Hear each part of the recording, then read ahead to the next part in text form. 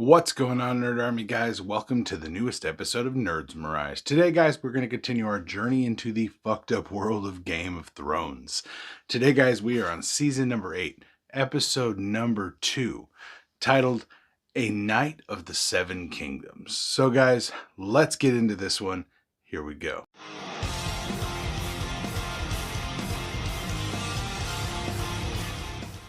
So we begin with Jaime being brought before Daenerys and Sansa, and basically everyone's just like, fuck this guy, kill his ass right now.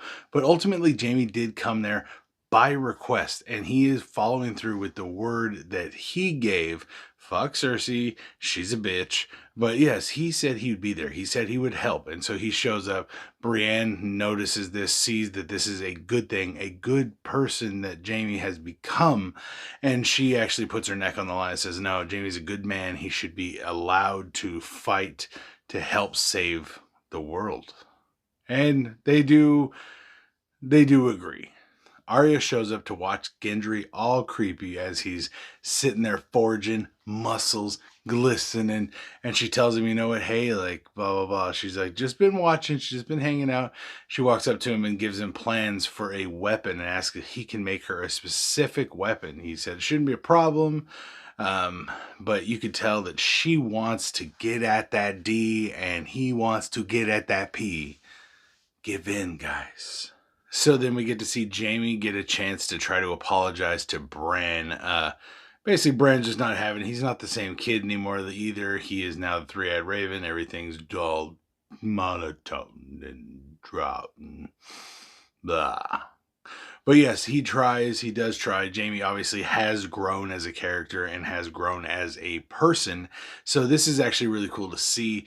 Then we get to see Jaime go and converse with Tyrion. And him and Tyrion just kind of get into the same old shit. Like, hey, is it true our sister's pregnant again? And he's like, yeah. And he's just like, really, motherfucker? Pull out games. Weak, son. So we get to see Mr. Pod the fucking God. And I swear, man, this season, Pod the God has bulked the fuck up. He's like been bench pressing Brienne and shit. Like, this dude is big now. And I'm like, God damn. So the dude finally matches the godly rod he's got going on. Don't forget, Pod the God of the rod. Woo! So Jorah comes to meet with Dany, try to give her some advice, explaining that we need to kind of settle this shit with Sansa because shit's about to go down and we need everyone on the same team. So Jorah, like he always is definitely talking sense into her crazy ass, but how long is that gonna last? She does eventually go and talk to Sansa. Jorah does get through to her fucking crazy, nutty ass, but yeah, too little too late sometimes. Sansa then sees Bran and runs over and gives him the biggest fucking hug. She has not seen her little brother. She is so excited. She hugs him.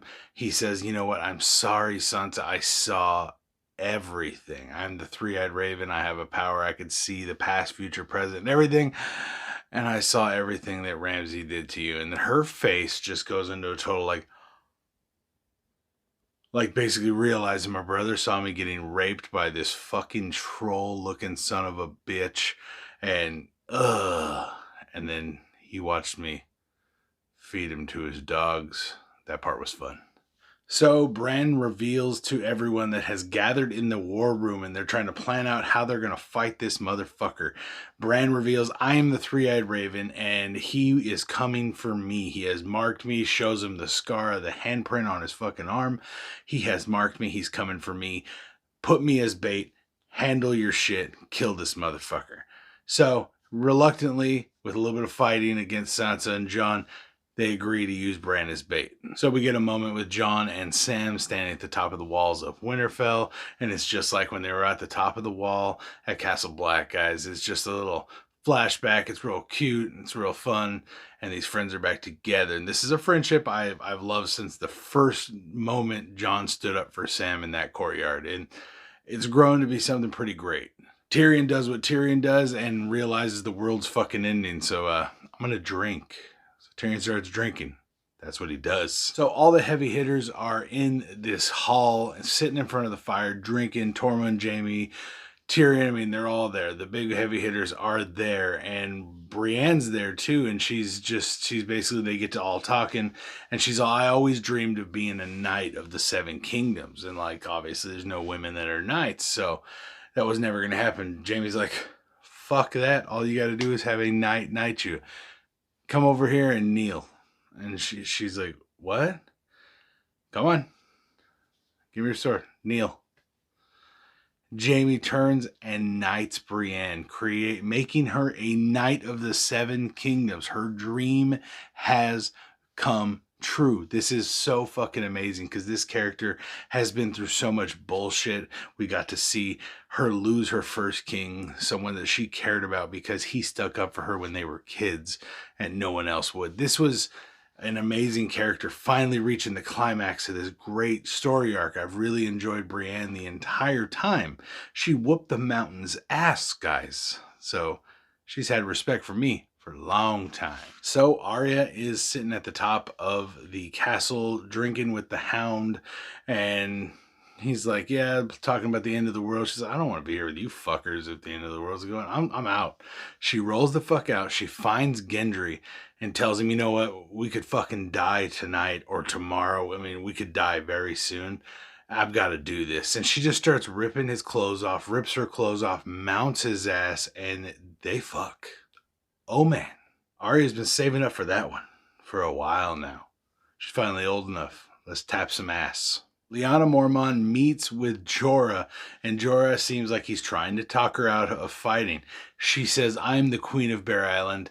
I am a fucking bear like all my men, and I will fight till the death. And I love this little girl. She is a bad bitch. Her and Shireen side by side would have been like the greatest ruler of all time. Lyanna's a bad bitch. Shireen's the sweetest thing. Perfect mixture. So Jorah, who had refused Longclaw's return, is right there, and he's just going to rock a regular sword for this. And Sam says, you know what? I have something better. Why don't you take the Tarly family Valyrian steel sword? And Jorah's like, you're not going to need it. He's like, no, it'll just go to waste with me. Why don't you use it and use it the right way? Let's do this. You got this.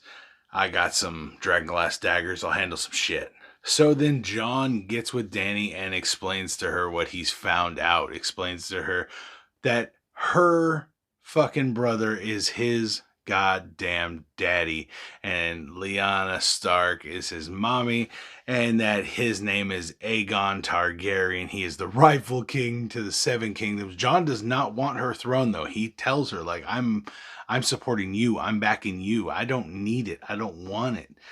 I'm here for you. Basically, I love you. I don't care. And you could tell this wrecks Dany's psyche. You could see at this point, she just like got hit with a big bag fucking full of bricks right across the fucking face. She does not know what she feels and how she wants to proceed with this. She is just shocked beyond belief. And I think that is one of my favorite parts of this episode, is just her reaction is so real, so deep, so fucking just destroyed that like you could just see it in her face. And I love that. I mean, there was a lot of really cool parts. Obviously, Jaime trying to apologize when also just being like, yeah, bitch, I can't walk, so fuck you. I mean, all in all, there's been some really cool parts.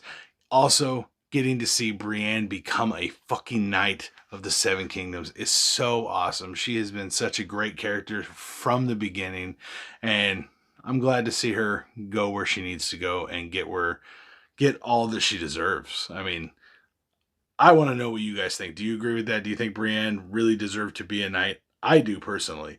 Let me know your thoughts on this episode and that question down in the comments down below. Make sure you guys subscribe to the channel so you can keep up with all the videos we put out every week. We will be continuing this series, and then when House of the Dragon starts, we will be doing that. That is the Game of Thrones prequel series set about 100 to 200 years prior to the Game of Thrones story. So let me know your thoughts on this episode. Subscribe to the channel to keep up with all the videos we put out, and I will see you next time right here on Nerds Mirage for more Game of Thrones. All right, guys. Peace out.